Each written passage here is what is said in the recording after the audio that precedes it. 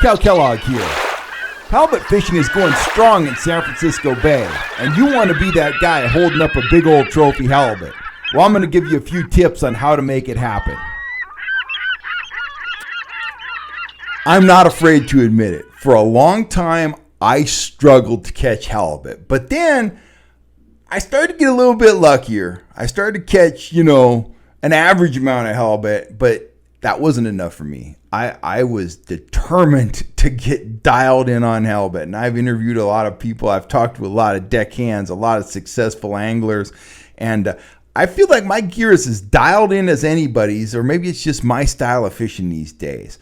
But let me share with you what I do when we've got live bait and we're drifting for halibut in the bay from a charter boat or a private boat. Mostly I fish on charter boats. So this is how I do it. This is how I get it done. Here's a little piece of my famous pink pool floaty. That's where I put my leaders.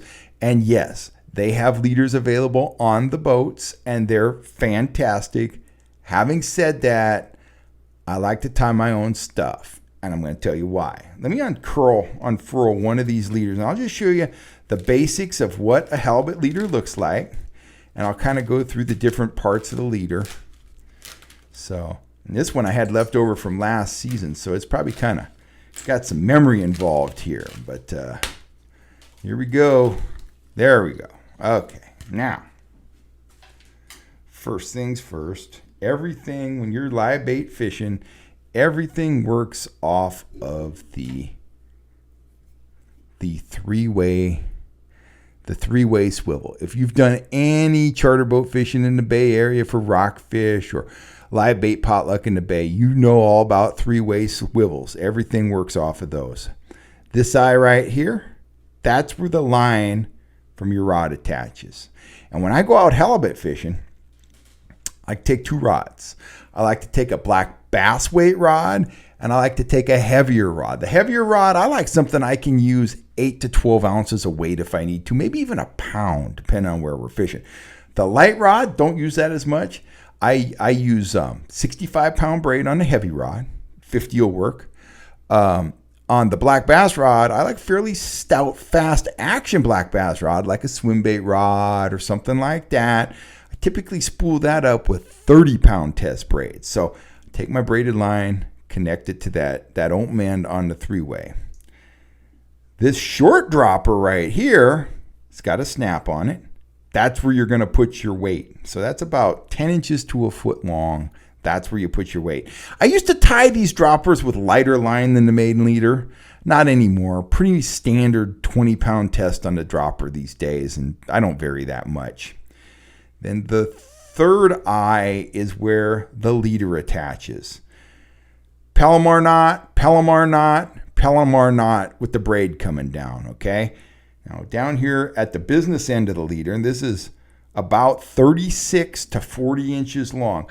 I tend to go with a shorter leader on a charter boat simply because you're going to get less tangles with a shorter leader, and there's really no downside in the number of strikes you get. So keep it 36 inches.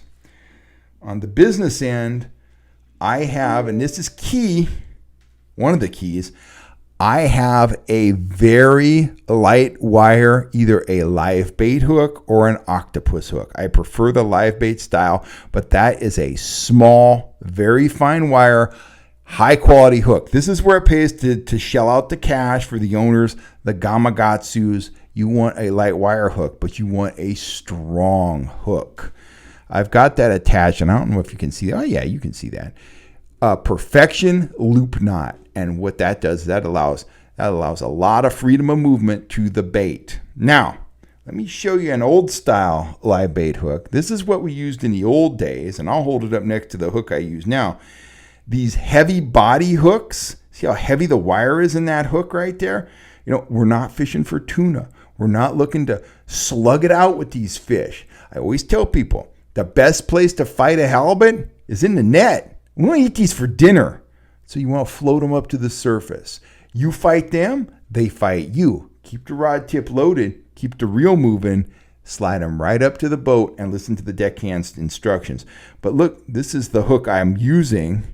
Look at how much finer wire this hook is. Which hook is going to do more damage to the bait? This big, giant, heavy one. What you want is maximum liveliness of your bait, okay?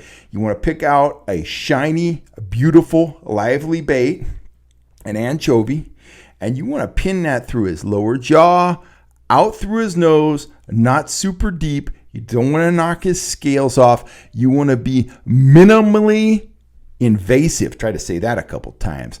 And you're just going to be a lot further along. Final tips, okay? Well, let's talk about the line, and then we'll get into my final tip. What I've found, back in the day, bay's muddy. Shouldn't matter. Back in the day, standard was 30-pound mono on your leader, okay?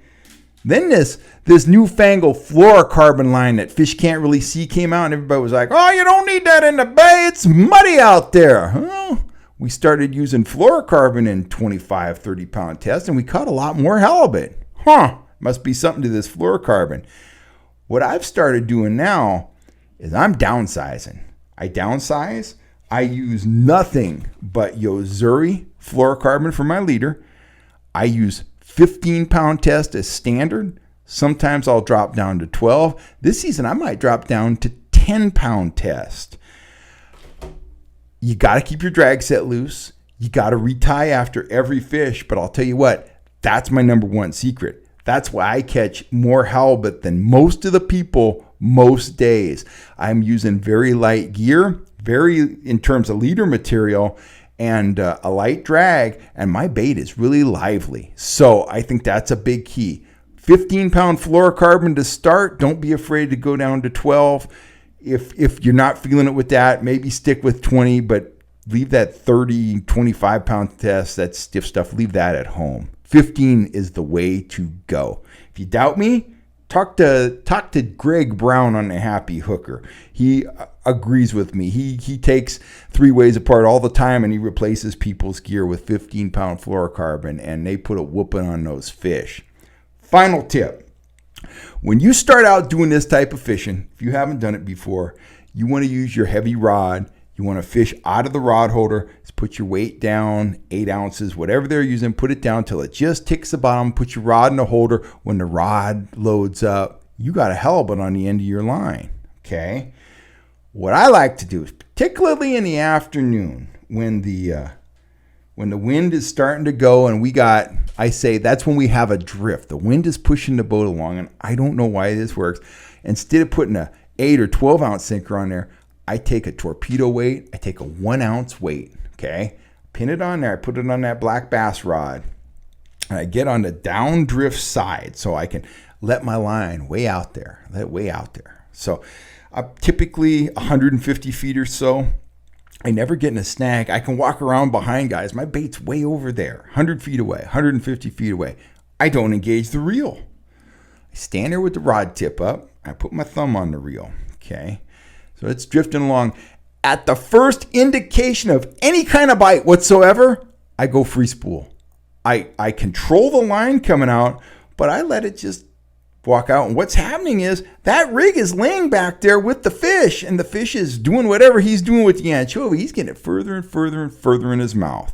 And then when I think he's had it long enough, I engage the reel, and I just hold the rod tip up, and the boat's drifting away, and pretty soon the rod just starts to load against the fish. And with that braided line, I give him a little pop to set the hook. I got virtually no weight on there, 1 ounce. And I just gently start reeling the fish in. Typically, doesn't matter how big they are, they'll swim right up to the boat until I've only got out 20 or 30 feet of line. Then they'll fight a little bit. By that time, deckhand's standing aside of me with the net. I float the fish up, usually to the back corner of the boat. In the net he goes. I remember one trip in particular last summer. We were fishing at Crissy Field.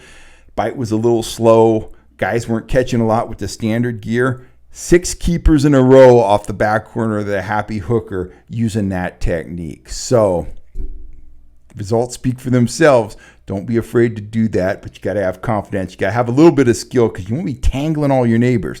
They will hate you. Don't do that.